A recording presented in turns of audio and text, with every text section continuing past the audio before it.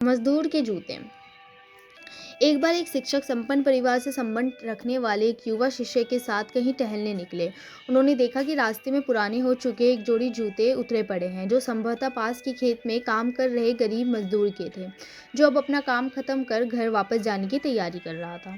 शिष्य को मजाक सूझा। उसने शिक्षक से कहा, गुरुजी, क्यों ना हम ये जूते कहीं छिपा कर झाड़ियों के पीछे छिप जाए। जब वो मजदूर इन्हें यहाँ नहीं पाकर घबराएगा तो बड़ा मजा आएगा। शिक्षक गंभीरता से बोले, किसी गरीब के साथ इस तरह का भद्दा मजाक करना ठीक नहीं है। क्यों ना हम इन जूतों में कुछ सिक्के डाल दें और छिप कर देखें कि इसका मजदूर पर क्या प्रभाव पड़ता है। शिष्य ने ऐसा ही किया और दोनों पास की झाड़ियों में छुप गए।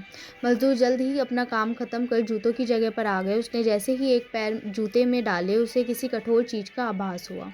उसने जल्दी से जूते हाथ में लिए और देखा कि अंदर कुछ सिक्के पड़े थे।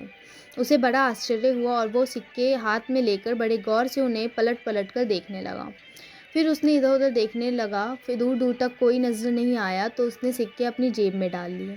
अब उसने दूसरा जूता उठाया, उसमें भी सिक्के पड़े थे। मजदूर भाव विभोर हो गया, उसकी आंखों में आंसू आ गए। उसने हाथ जोड़कर ऊपर देखते हुए कहा, हे भगवान, समय पर प्राप्त इस सहायता के लिए उस अनजान सहायक का लाख लाख धन्यवाद। उसकी सहायता और दयालुता के कारण आज मेरी बीमार पत्नी को दवा और भूखे बच्चों को रोटी मिल सकेगी।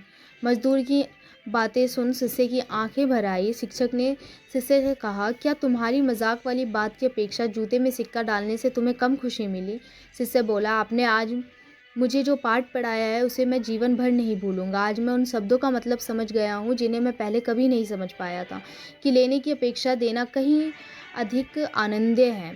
देने का आनंद असीम है, देना देवत्व है। दोस्तों, सचमुच जॉय ऑफ गिविंग से बढ़कर और कोई सुख नहीं है। हमें इस कहानी से शिक्षा लेते हुए अपनी अपनी क्षमता के अनुसार जरूर कुछ ना कुछ दान देना चाहिए और ज़रूरतमंदों की हर संभव मदद करनी चाहिए।